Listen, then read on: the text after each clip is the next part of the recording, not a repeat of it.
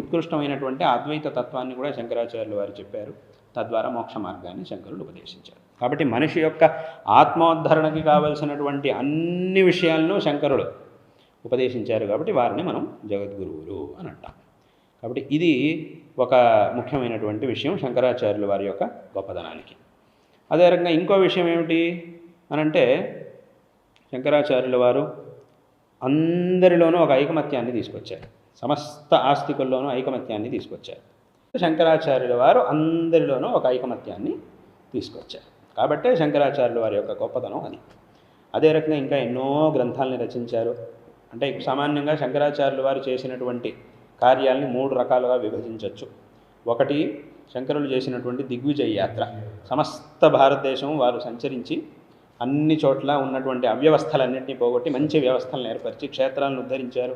ఇప్పుడు బద్రీనారాయణ క్షేత్రం ఉంది, శారదాంలో బద్రీనాథ్ ఉంది కదా, అక్కడ మనం చూస్తున్నటువంటి ఆ విగ్రహాన్ని స్థాపించింది శంకరాచార్యుల వారు. ఇప్పుడు ఆ విగ్రహం కనుక అక్కడ ఉంది అంటే దానికి కారణం శంకరాచార్యుల వారు. వాళ్ళు ఎవరో వచ్చి ఆ దేవస్థానాన్ని ధ్వంసం చేసి అక్కడ ఉన్నటువంటి విగ్రహాన్ని తీసేశారు వారి కాలంలో. అప్పుడు శంకరాచార్యుల వారు మళ్ళీ అక్కడికి వచ్చి ఆ క్షేత్రాన్ని ఉద్ధరించి అక్కడ విగ్రహాన్ని మళ్ళీ తీసుకొచ్చి స్థాపించారు.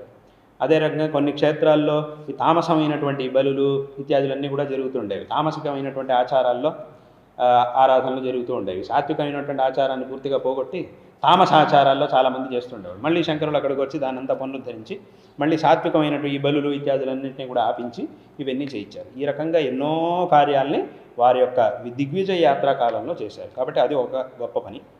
అదే రకంగా రెండోది గ్రంథ రచన. ఇప్పుడు చెప్పినట్టుగా భాష్యాలు ఎన్నో గ్రంథాలని రచించారు. ఇవాళ రోజున ప్రపంచంలో అందరూ కూడా సామాన్యంగా ఈ భగజగోవింద స్తోత్రాన్ని పఠిస్తారు, గణేశ పంచరత్నాన్ని పఠిస్తారు, సౌందర్యలహరిని పఠిస్తున్నారు. ఇటువంటి అద్భుతమైనటువంటి స్తోత్రాలని శంకరాచార్యుల వారు రచించారు. అది రెండో కార్యం. ఇక మూడోది ఈ చతురామ్నాయ పీఠాల స్థాపన. ఈ రకంగా ఇన్ని గొప్ప కార్యాలని శంకరాచార్యుల వారు చేశారు. వారు చేసినటువంటి ఆ కార్యాలు ఏవైతే ఉన్నాయో మళ్ళీ అటువంటి కార్యాలని చేయడం అనేది సామాన్యంగా ఇంకెవరి వల్ల సాధ్యం కాదు. అంటే వారు చేసినటువంటి కార్యాలను మళ్ళీ చేయాలంటే శంకరులే మళ్ళీ దిగి రావాలి. అటువంటి కార్యాలని శంకరాచార్యులు వారు చేశారు. కాబట్టి వారి యొక్క గొప్పదనం చెప్తూ పోతే ఇంకది ఎన్ని సంవత్సరాలైనా చెప్తూనే ఉంటాం. అది పూర్తవుతుంది. దర్శనం